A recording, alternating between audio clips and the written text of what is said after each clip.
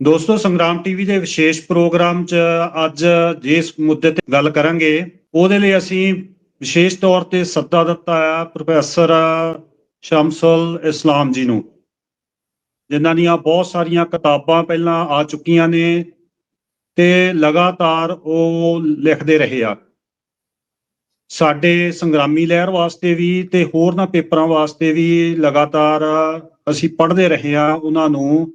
ਅੱਜ ਅਸੀਂ ਉਹਨਾਂ ਨੂੰ ਕਸ਼ਟ ਦਿੱਤਾ ਹੈ ਕਿ ਉਹ ਸਾਡੇ ਨਾਲ ਸੰਗਰਾਮ ਟੀਵੀ ਦੇ ਉੱਤੇ ਉਚੇਚੇ ਤੌਰ ਤੇ ਗੱਲ ਕਰਨ। ਜੀ ਆਇਆਂ ਜੀ। ਜੀ ਪ੍ਰੋਫੈਸਰ ਸਾਹਿਬ, ਜਿਵੇਂ ਮੈਂ ਪਹਿਲਾਂ ਦੱਸਿਆ ਵੀ ਆਪ ਤੁਸੀਂ ਲਿਖਦੇ ਰਹੇ ਹੋ। ਅੱਜ ਜਿਹੜੀ ਆ ਵਿਸ਼ੇਸ਼ ਰੂਪ ਦੇ ਵਿੱਚ ਜਿਹੜੇ RSS ਤੇ BJP ਦੇ ਜਿਹੜੇ ਦਸਤਾਵੇਜ਼ ਨੇ ਉਹਨਾਂ ਦੇ ਆਧਾਰ ਦੇ ਉੱਤੇ ਤੁਸੀਂ ਬਹੁਤ ਸਾਰੀਆਂ ਗੱਲਾਂ ਦਾ ਉਹਨਾਂ ਦੀਆਂ ਗੱਲਾਂ ਦਾ ਖੰਡਨ ਕਰਦੇ ਹੋ, ਜਿਹੜੀਆਂ ਫੁੱਟਪਾਊ ਹੁੰਦੀਆਂ ਨੇ ਤੇ ਜਿਹੜੀਆਂ ਦੇਸ਼ ਨੂੰ ਮਤਲਬ ਆਪਸ ਵਿੱਚ ਹੀ ਵਿਭਾਜਨਕਾਰੀ ਜਿਹਨੂੰ ਆਪਾਂ ਕਹਿ ਸਕਦੇ ਹਾਂ ਉਹ ਹੁੰਦੀਆਂ ਨੇ। ਉਹਨਾਂ ਤੇ ਤੁਸੀਂ ਟਿੱਪਣੀਆਂ ਕਰਦੇ ਰਹਿੰਦੇ ਹੋ। ਅਸੀਂ ਜਾਣਨਾ ਚਾਹਾਂਗੇ ਵੀ ਸਨਾਤਨ ਸ਼ਬਦ ਜਿਹੜਾ ਆ ਉਹਦੇ 'ਚ ਤੇ ਹਿੰਦੂਤਵ ਦੇ ਵਿੱਚ ਜਿਹੜਾ ਕੋਈ ਆਪਸ ਵਿੱਚ ਕੀ ਸੰਬੰਧ ਹੈ, ਉਹਦੇ ਬਾਰੇ ਸਾਡੇ ਦਰਸ਼ਕਾਂ ਨੂੰ ਤੁਸੀਂ ਜਾਣਕਾਰੀ ਦਿਓ। ਜਿਸ ਢੰਗ ਦੇ ਨਾਲ RSS ਵੱਲੋਂ ਸਨਾਤਨ ਦੀ ਵਰਤੋਂ ਕੀਤੀ ਜਾਂਦੀ ਹੈ ਉਹਦੇ ਬਾਰੇ ਕੀ ਸਮਝ ਆਏ, ਉਹਦੇ ਬਾਰੇ ਦਰਸ਼ਕਾਂ ਨੂੰ ਇੱਕ ਜਾਣਕਾਰੀ ਜਿਹੜੀ ਆ ਉਹ ਸਾਂਝੀ ਕਰਿਓ ਜੀ। जी धन्यवाद सर जी। संग्रामी टीवी दे वास्ते आपने मुझे मौका दिया, मैं आपका बहुत आभारी हूँ। और जी मैं आपने जो मेरा परिचय दिया उसमें एक बात जोड़ना चाहता हूँ कि मैं ये जो हिंदू राष्ट्रवाद है उस पर ही मेरी चिंता, और वो नहीं है एक लेखक के तौर पर, एक परफॉर्मर, नुक्कड़ नाटक कर्मी के तौर पर, बल्कि मैं जो धर्म के नाम पर जो राष्ट्रवाद है उस सब के बारे में मैं गहराई से जानना चाहता हूँ। मैं उस पर काम करता हूँ और मेरा जो काम करने का जो तरीका है, मैं जो ओरिजिनल डॉक्यूमेंट्स होती है उस पे गल करदा। यानी जैसे मैं RSS पर बात कर रहा हूँ तो RSS के किसी आलोचक उसके क्रिटिक की बात नहीं करूंगा, मैं उसके खिलाफ जिन लोगों ने लिखा है। RSS का जो इंसान विरोधी, राष्ट्र विरोधी, हिंदू विरोधी जो चरित्र है उनके दस्तावेजों से मैं बताता हूं कि ये कितने खतरनाक है। यानी जैसे RSS के बारे में लोग ये समझते हैं कि ये मुसलमान, ईसाइयों के और माइनॉरिटीज के दुश्मन है, बाकी तो ये राष्ट्रवादी हैं। ये बहुत बड़ा झूठ है। जो बदकिस्मती से जो अपने आप को बोलते हैं कि हम लिबरल हैं और हम प्रोग्रेसिव हैं, उन्होंने भी इसको कायम रखा, क्योंकि उन्होंने इनको कभी पढ़ा नहीं, इनको जाना नहीं, और जानने से पता लगेगा कि ये जो है राष्ट्र विरोधी है, ये इंसानियत विरोधी है, ये हिंदू विरोधी है। वो कभी हम उस पर बात करेंगे, लेकिन मेरे बहुत सारे पॉडकास्ट हैं जिसको आप लोग साथी लोग देख सकते हैं। अगर कुछ साथी चाहेंगे तो उसको बाद में लिंक भी हम दे सकते हैं। देखिए, सनातन का ये जो बहस चल रही है ये बड़ी मजेदार है। हम बहुत सारी बार जानते हैं कि हमारी यहाँ जो रात को डकैती डालने या चोरी करने आते हैं वो क्या करते हैं, उनका जो अपना चेहरा होता है वो नहीं दिखाते हैं, कुछ उस पे चेहरे पर ओढ़ते हैं, कुछ कालक पोत लेते हैं, अपने जिस्म पर तेल लगा लेते हैं ताकि अगर वो पकड़े जाए तो फिसल जाए उनके हाथ से। तो ये सनातन वाला जो मामला है ये उसी तरह का है कि आप अपने चरित्र को छुपाने के लिए आपको बार बार मुखौटे बदलने पड़ रहे हैं। ये RSS की अभी दिक्कत ये है कि वो हिंदू करते थे। देखिए, ये जो बोल रहा है कि सनातन होती है सब चीज, और सनातन का मतलब होता है जो कभी पैदा नहीं हुई, जो कभी खत्म नहीं होगी, और जो कभी नुकसान नहीं पहुंचाई जा सकती, उसमें कुछ तोड़ फोड़ नहीं की जा सकता। लेकिन इनका ये जिसको आज सनातन बोल रहे हैं उसका मैं आपको ये बता दूं, RSS जो पैदा हुई तो इन्होंने मराठी भाषा में तय किया कि मराठी भाषा हिंदुओं की भाषा है। सावरकर जिसने 1923 में हिंदुत्व किताब लिखी, वीर जी, सर जी, उसमें उसने अपना नाम नहीं लिखा, और उसने ये भी नहीं लिखा आ हिंदू, उसने लिखा आ मराठा। सावरकर किताब का जो लेखक का उसने अपना नाम जाहिर किया वो था मराठा, यानी हिंदू नहीं। तो ये मराठा थे कभी, उसके बाद आप आरएसएस की प्रेयर आइए, उनकी शपथ में आइए, तो आप देखेंगे कि वो संस्कृत हो गई, वो मराठी से संस्कृत हो गई, संस्कृत से फिर वो हिंदी हो गई। तो जिसको वो सनातन बोल रहे हैं, एक वक्त में सनातन बोलते कि मराठी जो है हिंदुओं की भाषा होती है, उसके बाद जी फिर बोल रहे हैं कि संस्कृत होती है, उसके बाद वो खुद ही कितनी भाषाएं वो बदलते रहे। तो इसको हम समझ सकते हैं, पर हम जरा सा पहले बौद्धिक तौर पर एक एकेडमिकली सनातन का मतलब क्या होता है जरा उसको समझ लें। जैसे मैंने अभी बताया कि सनातन का मतलब है जो कभी पैदा नहीं हुआ, जो कभी खत्म नहीं होगा, और जिसमें कभी भी कोई उसको हानि नहीं पहुंचाई जा सकती। जी मजे की बात यह है कि सनातन शब्द जो है उसका सबसे पहला इस्तेमाल पाली भाषा में किया गया। पाली भाषा का मतलब ये हुआ कि बुद्धिस्ट ने किया, और उन्होंने धम्मो संतनों को कहा कि जो उनका धम्म है, जो उनका धर्म है, जो जो जिसको हम बौद्ध धर्म के तौर पर जानते हैं, वो सनातन है। जी उसके बाद हम जानते हैं कि जैन मत आया, जैन मत ने भी कहा कि वो सनातन है। उसके बाद अब आप सिख धर्म की हम बात करें, इस्लाम की बात करें, इस्लाम जी जब जब आया तो उसके बाद अरब देशों के अंदर जो हालत थी उसको चुनौती देते हुए आया और कहा कि हम उसको चुनौती देते हैं, हम जो कुछ हो रहा है उसको सनातन नहीं मानते, हम उसको तोड़ते। अब आप सबसे सबसे जीवन सबसे नया उदाहरण सिख धर्म का है। सिख धर्म जी ने क्या किया आकर? सिख धर्म ने जो ब्राह्मणवाद और जो मुसलमान मुगल राजाओं के राज में जो कुछ अत्याचार हो रहा था उसके खिलाफ उन्होंने कहा, हम मुगल राज को सनातन नहीं मानते, हम दिल्ली के राज को सनातन नहीं मानते, हम ब्राह्मणवाद को सनातन नहीं मानते, हम जो है इसको चुनौती देते हैं। तो सच्ची बात यह है कि सनातन वो लोग खड़ा करते हैं जो कोई तब्दीली नहीं चाहते, जो स्टेटस को चाहते हैं, जो चाहते हैं कि हमेशा चलता रहे। और जी सनातन को चुनौती देने वाले हमेशा रेवोल्यूशनरी फोर्सेस होती है। ये रेवोल्यूशनरी फोर्सेस मैं मार्क्सवाद के अनुसार नहीं कह रहा हूँ। रेवोल्यूशनरी फोर्सेस मार्क्सवाद से पहले भी तो दुनिया लड़ी है ना, और मार्क्सवाद नहीं होगा तब भी दुनिया लड़ेगी। मैं जी जी एक कम्युनिस्ट होने के बावजूद मैं ये बताने की कोशिश कर रहा हूं कि लड़ना सनातन है, यथा स्थिति को बनाए रखना। सब कुछ ठीक चल रहा है, जी आप बस इसको मानो, नहीं तो आप मार दिए जाओगे, जेल में डाल दिए जाओगे, कत्ल कर दिए जाओगे, गुलाम बना लिए जाओगे, हैं? आपको मजबूर किया जाएगा कि आप अपना जो भी मत है उसको छोड़कर सनातन बनो। ये किया है लोगों ने। जो उसको चुनौती देते हैं, क्रांतिकारी जो होते हैं, वो नए सनातन को जन्म दे रहे होते हैं, लेकिन वो ये कहते हैं कि सनातन इस तौर पर नहीं होगा कि हम जो कह रहे हैं वही हमेशा चलेगा। मैं कम्युनिस्ट जी साथियों को मैं बताना चाहता हूं कि कॉमरेड मार्क्स ने कहा, future generations will come, they will prove us wrong and they will be right. आगे आने वाली पीढ़ियां आएंगी, वो हमें गलत साबित करेंगी और वो सही होंगी। यानी सनातन को आप तोड़ते हैं और खुद सनातन नहीं बनते, ये सबसे इंपॉर्टेंट बात है। आप नई चीजों, नई विकास की आप रास्ता खुला छोड़ते हैं। तो आप ये देखिए कि सनातन सनातन जो आज चिल्लाते हैं। एक और उदाहरण मैं पंजाब से देना चाहता जी हूं कि जब गुरुद्वारा रिफॉर्म मूवमेंट शुरू हुआ तो ये जो मठाधीश जिनका गुरुद्वारों पर कब्जा था, अंग्रेजों के दलाल थे वो आमतौर पर, वो एक तरह से ब्राह्मणवादी ही थे। वो हिंदू धर्म को नहीं मानते थे, लेकिन ब्राह्मणवाद जो एक लोगों को दबाने और लोगों को बांटने का काम करता है। ब्राह्मणवाद का ब्राह्मण से कोई ताल्लुक नहीं है। ब्राह्मणवाद का मतलब है, जैसे बाबा साहब डॉक्टर अंबेडकर ने कहा कि जो लोगों को बांटता है, जो लोगों को बांट कर उनको राज करता है। जैसे मेरा ये मानना है कि मुगलों में जो औरंगजेब है उससे बड़ा कोई ब्राह्मणवादी नहीं था, क्योंकि उसने लोगों को बांट कर, पीट कर, ये सब करके हिंदुओं की ऊंची जातियों को आपस में मिला के, वो मुगलों ने किया। हिंदुओं की जो ऊंची जातियां थी उनसे उन्होंने बेटी रोटी का रिश्ता किया, और ये कहा कि जी ये जी सनातन है, और ये सारे सनातनी जो थे ये उसके यहाँ पहुंच गए।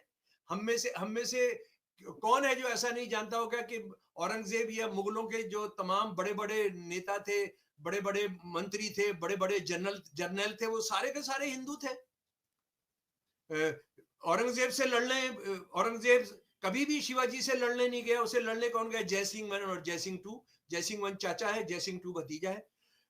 अकबर कभी भी लड़ने नहीं गया राणा प्रताप से। कौन लड़ने गया? मान सिंह लड़ने गया। औरंगजेब का जो सबसे बड़ा प्रधानमंत्री था, उसके 10-12 प्रधानमंत्री थे, उसमें सब प्रधानमंत्री आला जो था वो राजा रघुनाथ था, एक कायस्थ। तो आप जो है, आप सनातन के लिए आप कितनी कलाबाजियां खा लेते हैं, क्या क्या करते थे, लड़की रोटी बेटी का रिश्ता कर लेते हैं, लेकिन आप कहते हैं हम तो सनातन है। तो हमको ये समझ लेना चाहिए कि सनातन एक लोगों को एक एक अफीम है जिसको देकर कि उन्होंने विद्रोह नहीं करना है, उन्होंने इसमें कोई भी तब्दीली नहीं लेकर आनी है। मैं 3-4 उदाहरण हिंदू धर्म के अपने आख्यान, हिंदू धर्म के अपने उससे बताऊंगा, उसके नैरेटिव से। ये मैंने पहले भी बताया था कि अगर मैं हिंदुइज्म पर बात कर रहा हूं तो उनका नैरेटिव जो है वो पेश करूंगा, उसको किसी दूसरे का नैरेटिव पेश नहीं करूंगा। मैं दयानंद सरस्वती जी का भी नैरेटिव पेश नहीं करूंगा, क्योंकि वो कितनी खिल्ली उड़ाते हैं मूर्ति पूजा की, इसकी, राम की, कृष्ण की, सबकी वो खिल्ली उड़ाते हैं। मैं उनकी भी बात नहीं करूंगा। मैं बात करूंगा बंकिम चंद्र चटर्जी की, जिसको आरएसएस वाले कहते हैं कि ये न्यू हिंदुत्व, यानी आज जो भारत माता का जो कंसेप्ट है, दुर्गा को पूजने का जो कंसेप्ट है, ये वो लेकर आया, बंकिम लेकर आया। बंकिम की एक किताब है एसेज एंड लेटर्स। ये असल में आपने ये सनातन और हिंदुत्व को जानना है तो उसको पढ़ना चाहिए। इनकी जो किताब है एसेज एंड लेटर्स, उसमें पेज 180 पर मैं इसको अंग्रेजी में पढ़कर सुना रहा हूं, और अगर साथी चाहेंगे, अगर आप चाहेंगे तो मैं इसका हिंदी भी कर दूंगा। ये जो वेद है, Vedas were not the production of a definite period or any single unit of time. They must have been the growth of centuries of thousands of years. I may well say, if we take into consideration their bulk and variety, it is a significant circumstance too that the Vedas themselves do not call themselves by the name. वेद जिसको आज हम वेद कहते हैं, उन्होंने कभी भी अपने को वेद नाम से नहीं कहा कि ये वेद है।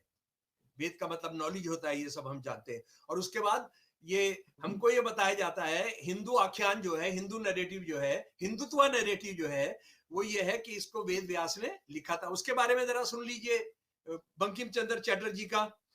What was the unsystematic production of thousands of years required compilation, classification and arrangement?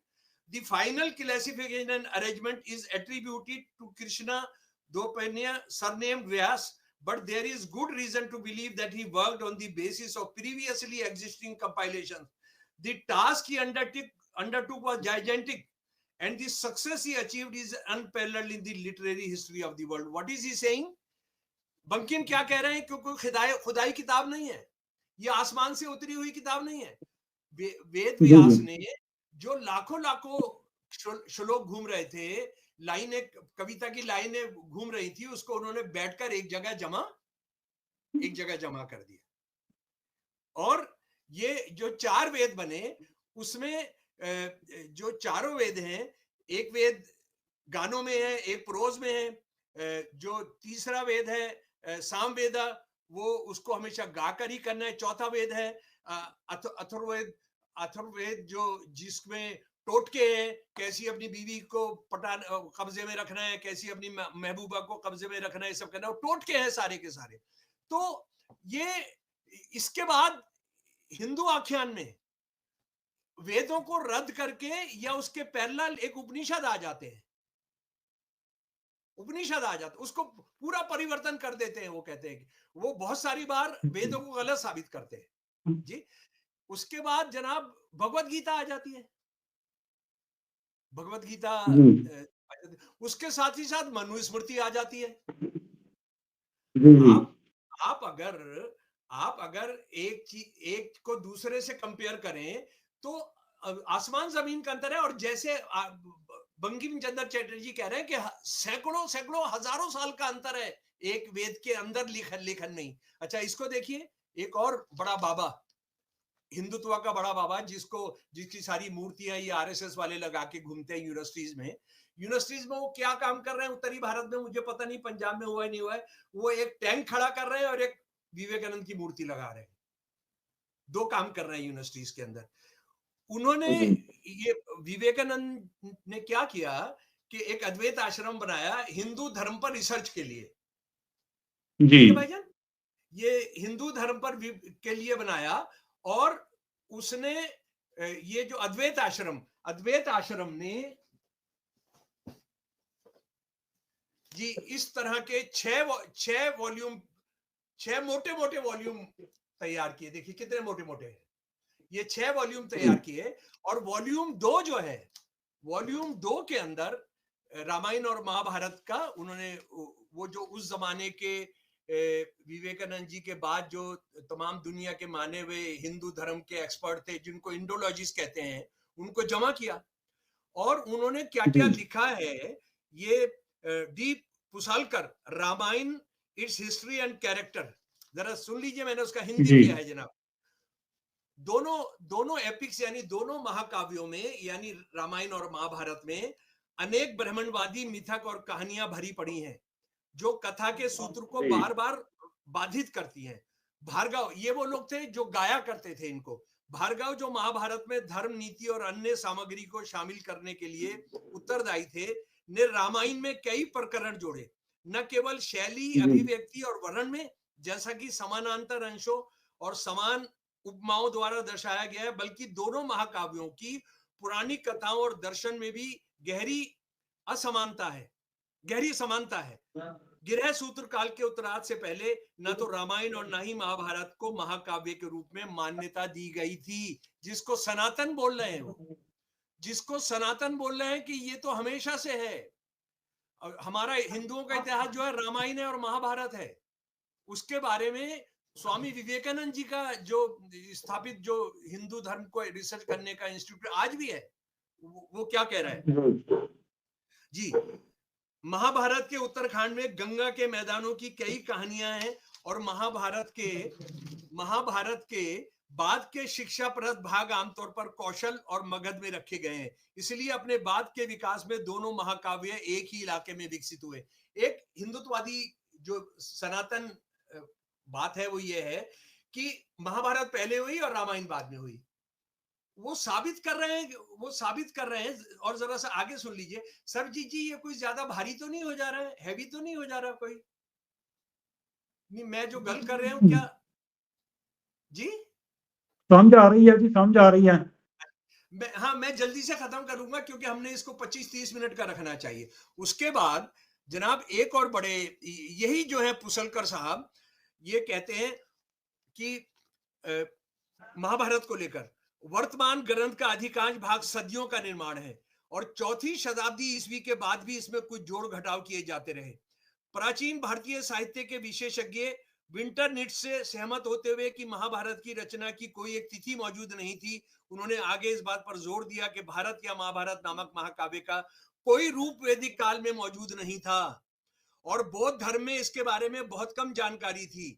इसीलिए इसकी रचना 4वीं शताब्दी ईस्वी पूर्व से 4वीं शताब्दी ईस्वी के बीच हुई होगी। यानी ये ईसा मसीह के आने से 400 साल पहले और 400 साल बाद 800 साल के अंदर इसका विकास हुआ। जो हम ये कह रहे हैं कि तो किसी ने एक ने बोलकर लिख दिया, तो इसका बड़ा हिस्सा उस जाति के कुछ प्रमुख सदस्यों के बारे में आख्यानों को जोड़ने के कारण रहा होगा, ताकि उनकी महानता को बढ़ाया जा सके। एक इसको पढ़ने के बाद, ये दूसरा वॉल्यूम पढ़ने के बाद मुझे ये भी अंदाजा हुआ, उन्होंने ये जो काव्य में है ना, पोएट्री में है, तो इसका जो मीटर है पोएट्री का, कि ये फला शताब्दी के मीटर है संस्कृत का, और उसके 500 शताब्दी के बाद का मीटर वो बता रहे हैं कि 500 शताब्दी के बाद का मीटर है संस्कृत का।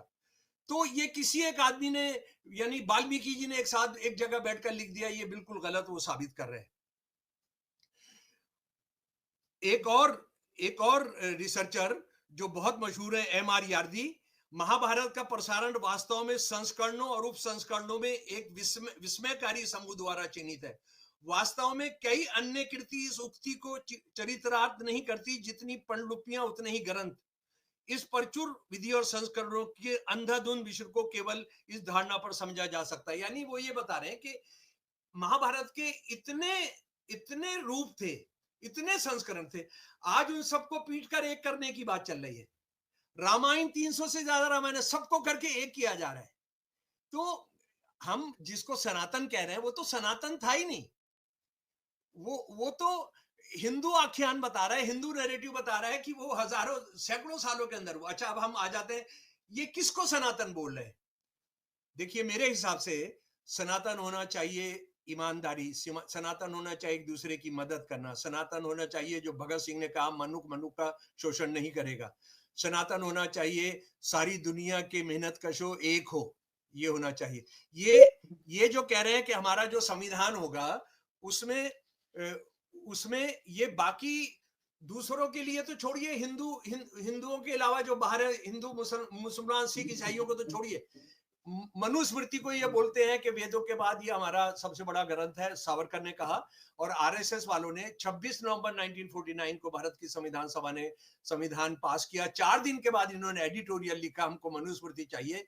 और मनुस्मृति का आप चैप्टर 2 पढ़ लें, चैप्टर 2 पढ़ लें हिंदू औरतों के बारे में, पुरुषों को अपनी स्त्रियों को सदैव रात दिन अपने वश में रखना चाहिए।